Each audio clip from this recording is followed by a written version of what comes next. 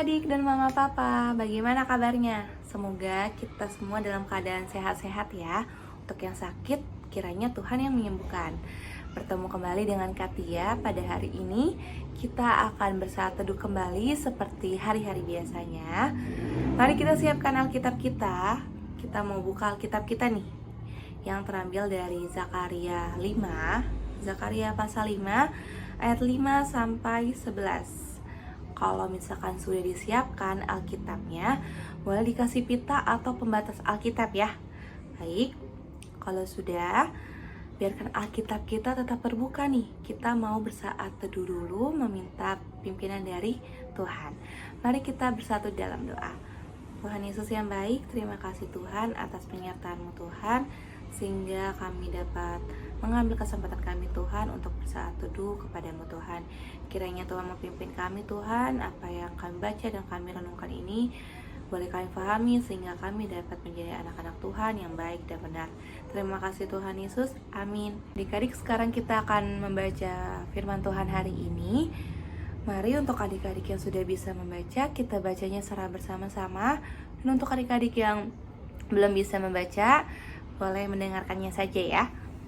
Zakaria 5 ayat 5 sampai 11.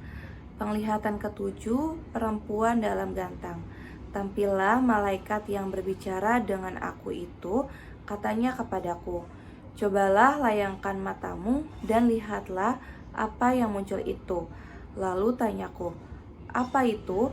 Jawabnya, yang muncul itu sebuah gantang. Lagi katanya, inilah kejahatan mereka di seluruh negeri. Lihat, tutup timah gantang itu telah terangkat dan seorang perempuan duduk di dalamnya. Kemudian berkatalah ia, itulah kefasikan.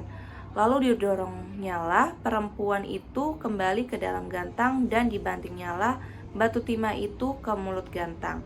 Lalu aku melayangkan mataku dan aku melihat tampak tampil dua orang perempuan yang sayapnya didorong oleh angin.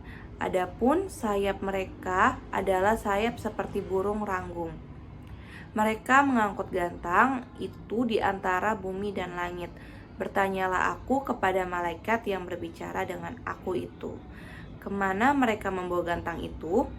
Jawabnya kepadaku, ke tanah Sinear, untuk mendirikan sebuah rumah bagi perempuan itu, dan apabila itu selesai, maka mereka akan menempatkan dia di sana di tempat rumah itu didirikan.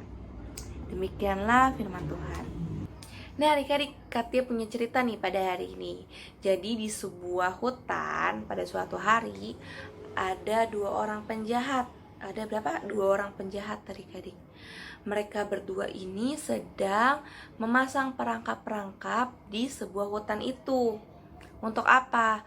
Untuk menangkap orang-orang dan ingin mengambil harta-harta mereka yang sedang melewati hutan itu. Dan akhirnya benarlah ada beberapa orang yang terperangkap di dua penjahat itu adik-adik. Lalu pastinya orang-orang yang sudah terperangkap merasa sedih ya. Merasa sedih karena apa? Karena hartanya sudah diambil, uang-uang mereka sudah diambil, handphone mereka sudah diambil. Nah lalu di beberapa hari kemudian adik-adik, mereka berdua ini, si penjahat ini tetap memasang perangkap-perangkap itu. Lalu ada dua orang yang bernama Danilo dan Darius. Mereka berdua ini melihat dua orang penjahat ini sedang memasang perangkap adik-adik. Lalu Danilo dan Darius ini mempunyai rencana. Rencananya apa sih adik-adik? Mereka memasang perangkap juga nih untuk dua penjahat ini, yaitu mereka menaburkan uang-uang yang banyak di sekitar jalanan hutan untuk memancing perhatian mereka. Akhirnya kira-kira bener gak sih rencananya Darius dan Danilo ini akan berhasil atau enggak? Ternyata berhasil adik-adik. Dua orang penjahat ini mengikuti uang-uang itu adik-adik yang ada di jalanan, sehingga mereka berdua menginjak perangkap mereka sendiri. Dan akhirnya mereka pun dihukum. Nah adik-adik, melalui cerita ini sama sejalannya sama ajaran Tuhan melalui Zakaria. Tuhan mengajarkan kalau perbuatan buruk akan memberikan dampak yang buruk juga kepada diri kita sendiri. Sama seperti cerita yang tadi Katia jelaskan, yaitu dua orang penjahat itu melakukan perbuatan yang tidak baik, akhirnya mereka pun mendapatkan hukuman ya adik-adik. Sama juga nih contohnya seperti adik-adik kalau misalkan di sekolah pastinya pernah yang mendapatkan tugas PR, yaitu pekerjaan rumah. Pekerjaan rumah itu kerjainnya di rumah, bukan di sekolah. Tapi misalkan kalau misalkan adik-adik tidak mengerjakan pekerjaan rumah, atau misalkan adik-adik sering telat nih masuk ke sekolah, pastinya adik-adik akan mendapatkan hukuman dari bapak atau ibu guru kalian ya. Nah, di firman Tuhan hari ini mau kasih tahu nih adik-adik, senangilah dan lakukanlah perbuatan yang baik dan jauhilah perbuatan yang buruk, karena apa yang kita tabur itulah yang akan kita tuai.